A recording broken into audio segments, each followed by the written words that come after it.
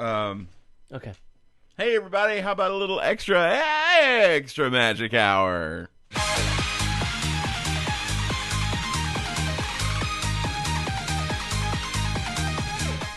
Ladies and gentlemen, boys and girls, welcome to the Extra Magic Hour podcast with your hosts, Tony Casanova and Parkhopper John. Hello everybody, and welcome to the extra magic hour show. My name is John. Extra. Across from the hall over here, or which way? Which way is this it? This way? No, you're look on the picture. Am I here? Yeah, way? but yeah, they This- can't see this with way? the that That way? Yeah. That's you. Yeah. So there's Tony. Welcome to the second of two shows that we do just for our Patreons. To thank you for being our lovely Patreon. How you doing tonight? Get. All right. If you missed the first show for the week, Oh, shame on you. shame on you. Now you're gonna have to go back and you're gonna have to You listen. have to go listen. You got to check it out. We're talking about Star Wars weekends. Love me some Star Wars weekends. And tonight we are talking about the amazing eight amazing adventurous dining experiences at Walt Disney World restaurants. For the adventurous eaters. 8 amazing adventurous dining experiences. Yeah. Yep. I just for adventure. Yeah, so adventure for either- people that don't just- eat burgers and pasta. You want Oh. to try something different. So basically something other than what the kids eat. Yeah. Gotcha. Sounds great. Yeah. Let's do it. Yeah. All right. So when you come to Walt Disney World, when you're out dining as much as we are, Oh yeah. for those guests, dining is as much of an adventure as an attraction. And Tony and I are two of those people that we go to Disney a lot of the times just to eat, not to ride anything. Yeah. We That's true. were there the other day, as a matter of fact. Yep. And we don't want to eat burgers and chicken fingers and mac and cheese All the time. or ever. But Disney has a lot of dining options with people like us in mind. You can find a good burger on property. There's a lot of places. Some places. a couple Not places. a lot of. Some places. Mainly Disney Springs, you can find a really good burger. Yeah. But there's a lot of other great restaurants that are here at Walt Disney World year-round. And so we're going to start off with one that's pretty good. I would probably say the one across the hall is a little bit better. But Which is also on the list. what is the first one, Mr. Casanova? Number 1 is Boma. Boma. I have to say this is probably my top 3 buffets to eat at. Yeah? Yeah. I like the selection. There's a wide selection of things here. Right?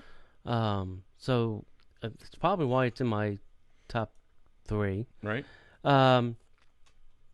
So this is at Disney's Animal Kingdom Lodge over at Jamba House. Nice. This is a buffet. It's called Boma. And this is kind of got the African continent covered. Right? Okay? Right? So Boma is the entry-level addition at the Animal Kingdom Lodge, offering a buffet that includes everything from, I can't even tell what the hell that is, Ganji oxtail stew to Arabian-style roasted chicken. There's soups and sauces galore on the buffet, with many different regions plated represented. The buffet is designed to be grazed upon like an African savannah. Tasting and trying everything that looks good to you. Nice. I say it's the entry level for this reason. For starters, the basic meat and potatoes concept is still available, which is true. You can get the prime rib at the carving station, or the roasted whatever chicken thing they got there, or whatever they're cutting. And then there's usually right next to it mashed potatoes or the whole potatoes. Or mac and cheese. Yeah, or mac and cheese. So you can get the meat and potatoes. Right. But so if you're traveling with the picky eaters, they're still covered. Plus, the nature of the buffet is that dishes tend to be a bit more one size fits all. Right. Still, Boma is impossible. It's possible to get a reservation. Very easy to get a reservation there. I still think very easily. Meaning, you don't have to walk a tightrope to try and get a reservation. I think you could even do a walk up at Boma. Yeah. On some days. Yeah, and you can gauge it. Like when you're walking up, you could tell. Yeah. If there's a huge crowd, you probably want to walk away. Right. If there's not a big sea of people, then you probably have a good shot. But yeah, there's a lot of things there. Couscous, zebra domes. Yeah, it's for your dessert. Yep. Mm-hmm. There's just a lot of different choices here. There are some things with curry. If you are a fan of the curry, some people are. If you're a fan of the curry. Not Steph Curry. Yeah, not Steph. The food curry. Yeah. I am not a fan of everything curry. You're not? No. Wow, I'm so shocked. I am not a curry aficionado. Well, my wife is, man. Yeah. Ooh, girl. But yeah, I enjoy Boma. I like it. Boma's good. The thing about Boma there's two things about Boma that I don't like. Okay. And I don't want to be negative. I'm going to start off with one that I love. I love the fact that you can look out the windows and see zebra butt. Yeah. Love that. That's why I go to Sanaa and eat at the bar at the big sharing table with everybody, and then we'll go outside. So I love being able to be that close to the animals. Not so much for me personally, because I don't Which is also on this list. Just to be funny, I don't really care about the animals so much. But my wife turns into a 6-year-old, and I would give body parts to be able to provide that for her, because I know the life she lives, man. She's stressed, man. Yeah. I do that for her, and just to see that's a wonderful transformation. And the other thing is that drives me. There's two things that drives me crazy. Is one, the buffet line is always super long. I don't know why they haven't figured out a way to double the line or whatever. It just like always use seems like the other side of the table. Yeah, it just always seems like the lines are super long, and that's just the way they built the place, because the kitchen is right there, and it's direct to the serving line. So I'll tell you the answer to your problem that you're having. All right. I hop skip the line. So if there's a line, I don't like if there's something there and there's a big crowd of people, but then like halfway down there's nobody. I'll like just go and get stuff from there, and then come back to that area when there's nobody there. Hopefully, on busy some days, places that's there is a impossible. bottleneck, usually around the meat station. Yes. So I try to skip some of that, or I'll keep my eye on it, and then when I see nobody, I'll go right there, and then get from other things. And so the other thing that's how is, I get around it. And the other thing is that place is. I don't always follow the line. Yeah, I know. That's smart. And the other thing is that place is always super loud. Very hard surfaces, big ceiling. Yeah. Everything echoes and comes right back down at you. Yeah. So, actually, I'll do number 2 because you know more about number 3. Okay, cool. Next up, out, go for it. Next up is Jico. I've eaten here a lot. There's a couple people in my traveling entourage that like coming here a lot. So we wind up here. Recently? Recently, they left it off their list, and I don't know why. Huh. So that was good. I was like, we don't have to go to Jinko this time. I like Jinko. So this is, let's say, an intermediate level adventurous eating. Okay. Arguably the best restaurant on Disney property. I will argue that. Yeah, I would too. And there are other places. At first glance, the menu looks not too dissimilar from what you might find at your traditional Disney high-end restaurant with flatbread, steak, fish, chicken. Every Disney restaurant has a steak, a chicken, a fish, maybe a lamb or a pork, and then some kind of vegetarian, and then that usually the vegetarian thing can turn vegan. Right. So that's the MO at every Disney restaurant. And then they have some specialty items. So at Jinko, all those things are the same, but it's the preparation here that makes the difference. Right. The African flavors and seasonings and spices and the what do they call that oven? What is it? Does it say? It's a non-bread. No, the clay open air. The big oven they have. Oh, it's the keep talking. I'll think of it. Yeah.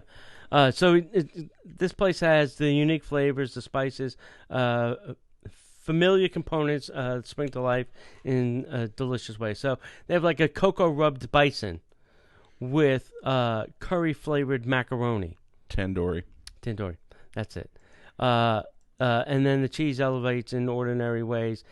They do things very different. Like if you get like this bison, you're thinking, well, it's just a piece of meat. Right. How bad can it be? Right. Well, yeah, when they spice it up, it could be pretty weird.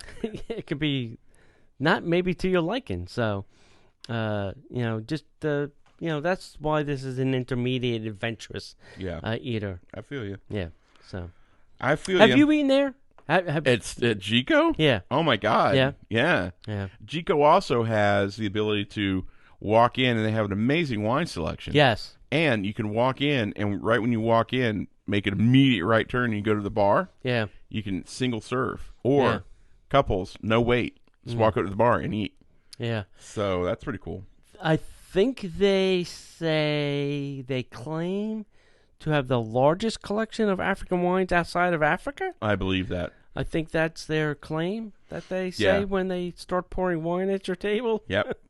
And I'll be honest with you, if you're going to go have South African wine, if you're not sure what you like and you like Merlots or Cabernets or Pinot Noirs, get a Pinotage. Oh, a Pinotage. Tell them Park Hopper John said a Pinotage, and they're going to be like, heck yeah, man. Yeah. So that would be something you should do. Next up is what I was talking about earlier. It's a place. It's a place. We have not left the Animal Kingdom Lodge area yet. Whoever wrote this article needs some help. You all right? I lost your camera. You lost my camera? I didn't do anything. You still hear me? Yeah. I'm going to keep talking. Don't mind me. So if you go to Kidani Village, which is up on the hill, so the big Jumbo house is the main house. For everybody listening, this is like old school. You know this. But you keep going up the hill, you go to Kidani Village. And in Kidani Village, they have Sanaa. Reason I love Sanaa is, I'll tell you that in a second. So if it's authenticity and bold flavors that you're looking for, but you don't want to go too hog crazy, Sanaa is the expert level restaurant in the Animal Kingdom Lodge located in the Disney Vacation Club run Kidani Village section. Sanaa offers the taste of North Africa, influenced also by Indian cooking. The star of the show is a famed Indian-style bread service, which I will talk about in more detail in a moment, which is arguably the most iconic fine dining dishes on Walt Disney World property. Arguably being the key word there. I mean, bread service at Sanaa is pretty amazing, but so is sushi at California Grill. But there's a far more to the menu than breads and spreads, as Africa and Indian styles cooking mesh to produce outstanding dishes served with in the shadow of the Animal Kingdom Lodge's savannah. It's a beautiful setting and a bountiful meal. So here's the deal. We rarely, if ever, eat in the restaurant. We usually go on days that maybe it's been very stressful at work, neither of us want to cook, or we're just looking for kind of a really cool date night. We've actually gone on Christmas Eve before as well, which is kind of a fun place to go. But we go to Sanaa, and we go into the bar area, and they have this real long, like 15-foot table, and they have a name for it. We always call it the sharing table. And we eat there, and we order bread service. And bread service is usually like 3 or 4 flatbreads. So there's like a cheese naan bread. There's an onion naan bread. There's a regular naan bread. There's a spice naan bread. And then that comes with dipping sauces, and we get all 12. It's either 9 or 12. I'm pretty sure it's 12 dipping sauces, and it goes from yogurt, non-spicy, middle of the road yogurt, all the way up to burn your face off. Yeah. I stay on the not burn your face off. My wife goes right for the burn, everything. Yeah. And then isn't one with like a ghost pepper? I think something to the tune of that, maybe. Yeah. So we'll order a bread service, and we'll order a bottle of Pinotage, and that's what we do. And so that's kind of our night. And I love that. You can also order off the menu. They've got a great bar menu as well as wines. Plus, the restaurant's pretty cool. And when you get done, zebra butts. Yeah. All right, what's next? Next up is the Tangerine Cafe. This is over in Epcot in the Moroccan Pavilion. Now, I've eaten here 2-3 times, I think. Okay. Not my favorite place. Really? I haven't been back to the other place in front of the Morocco, the one out on the water. Yeah, yeah. I haven't been there since it opened. Really? I went like twice opening week, and I haven't been back since. So I don't know what that's saying about that. Okay. Anyway, this is a lot of what they call the street food flavors from the region. Things like falafel or shawarma, served in large portions at the back end of the World Showcase there. So if you're into all that Moroccan kind of flavor, this is the place to go. The food there wasn't bad. It's just not my cup of tea. Right. It's just not something that I say, oh, yeah, hey, John, let's go to Morocco for dinner. How many times have you heard me say that to you, John? I would say never. Yeah. Or I would say, hey, John, let's go to, Via Napoli or... Yeah, the pub, you would say Via Napoli or Tokyo or Rose and Crown. Yeah, even. Rose and Crown, yeah. Tangerine Cafe is not words that get uttered from my lips. No, not even close. Yeah. All right, who's next? Next up would be the... now I got to part ways with this one. The Jungle Navigation Company Limited Skipper Canteen. They've changed the menu here. I don't remember there being that adventurous of... When it first opened, it was pretty adventurous. Correct. So I am going to call an audible on this one. Yeah. I'm going to say, yeah, you can go to Jungle Canteen or Skipper Canteen. If you're looking for something with a little bit more flair, you need to go to Narcoosee. Yeah. Which is not on this list. Right. Over at the Grand Floridian Spa and Resort. Narcoosee has, do they have a bison option? You can get way more interesting food options over at Narcoosee than you get. Not Narcoosee. What's the one inside that we go to all the time? Is that Narcoosee? Citricos? Citricos. That's it. Citricos. Yeah. You get way more food options at Citricos than you can at Skipper Canteen. Yeah. Skipper Canteen's disappointing, to be honest with you. It is. When I go there, I order off the kids menu. That's how disappointing it is. That's what we did last time we went. That's how we all ordered off the kids menu. Yeah, because the options there are much more palatable than the options on the adult side of this menu. Yep. So next. Yeah, I'd give that a hard pass. Hard pass. Next up is Moto Asia. Now, it could be adventurous. I mean, there's a lot of variety on this menu because it's not just, Japanese. It's Asian because there's dim sum, there's sushi, there's Peking duck, there's, all kinds of stuff that is Asian inspired on this menu. Right. So, I mean, you can go to like the Forbidden Lounge and have, I forgot what they call that now, where the chef picks the sushi. So you may get some, fish that you've never seen or heard of. Right. And it's going to be raw on a little thing of rice. Right. That is adventurous eating. You can also go to the outside place, street food. Street food. And their menu there is pretty weird. Not weird. I shouldn't say weird. Their menu out there is pretty adventurous too. Because they've got some really cool combinations of food out there. Right. And I like Asian food, man. Yeah. So I do too. I'm pretty good with it. You know. So I would definitely say. Yeah. There's not a lot of. All right. So raw eel is off my sushi list. Oh, that's great. Yeah, I won't eat that. It's great. Yeah. Yeah. Maybe I should try it again. Eel sauce is amazing. Eel sauce, yes. I've had eel once. I was like, oh, maybe it was just the place I had it. Yeah. It was not that terrific. Fair enough. But yeah, I highly recommend. Moto is the top 3 places I tell people to go with Disney Springs. Yeah. Yeah, I Wolfgang, mean. Yeah, Pig. Definitely Pig and Moto Asia. Yeah, I would say those and then 3. a close Homecoming. Yeah. Right. Yeah. I would even go as far to say if you were really looking for something else that was a little bit different and a little bit more tame, Paradiso 37 is always a winner. It's just crowded. Yeah. That's just me. All right. Next up is the place that, well, I wholeheartedly think that everyone should experience it. Yeah. I would warn you that you need to be either on a company credit card or have a few $100s that you don't mind spending on a meal that you may or may not want to go grab a burger afterwards. Is that fair? Be prepared to eat here and then stop someplace to eat on your way home.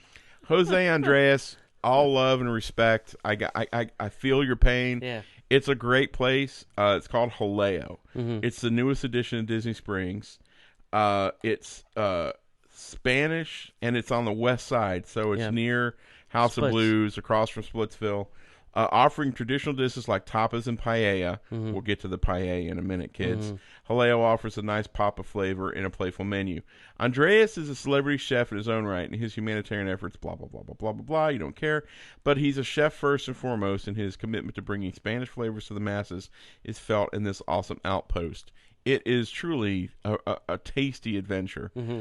With an enormous menu, literally, with tons of options for sharing, primarily made for sharing. Don't share your food. You're going to definitely then leave hungry. One piece per person. Jaleo is one of the best vacation restaurants for foodies, giving you the ability to sample, discuss, compare, and enjoy. But it's a tapas menu. Yeah. Not topless, tapas. Yeah. There's not a lot to eat at this place. You're not going to order a meal. You're going to order a meal of several things. They should make a restaurant that is Jaleo, Moto, Wolfgang, and Homecoming all in one building. Absolutely. So you go, oh, well, I'll have a little tapas, and I'll try a little pasta from Wolfgang. Oh, I'll have a little fried chicken from over. You know what I'm saying? Mm-hmm. That would be great. I'd be down with that. Yeah. I'd be down with that. Insider tip: Jaleo is now taking Tables in Wonderland. Finally. And God, you will need it. Oh my God. You will need every 20% item off and the drinks as well. Last on the list, this could be very adventurous because there's no menu, right? Right. No, they've got a menu. Sorta. Okay. It changes. Yeah. A lot. Every day. Yep. The last on the list is Victoria and Albert. So we've spoken about this on a lot of our shows. You got to suit up. You know, it's expensive. You know, it starts at like what, $175? I think know. now $175 for the low entry dining room thing, all the way up to like $250 for chef's table. It's a chef driven menu. Mm-hmm. So whichever in season and available, they will concoct.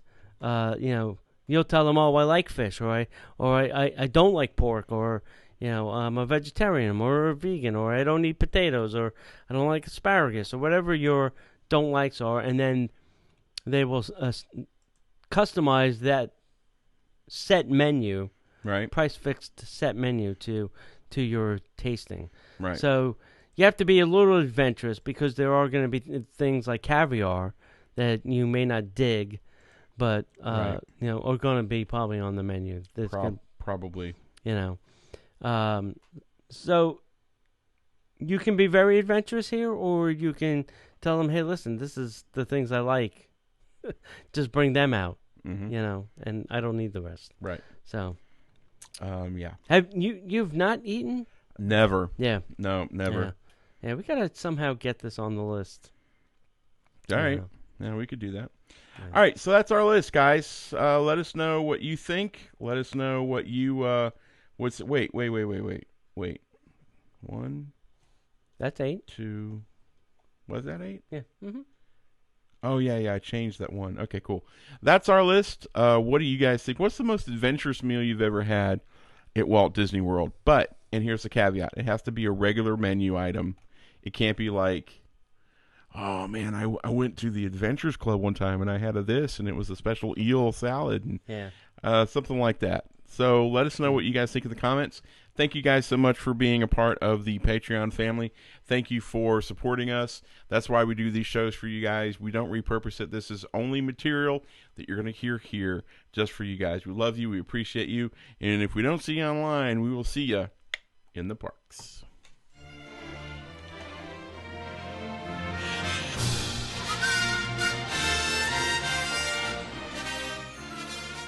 The Extra Magic Hour podcast is not affiliated with the Walt Disney Company. All Disney parks, attractions, lands, shows, event names, etc. are registered trademarks of the Walt Disney Company.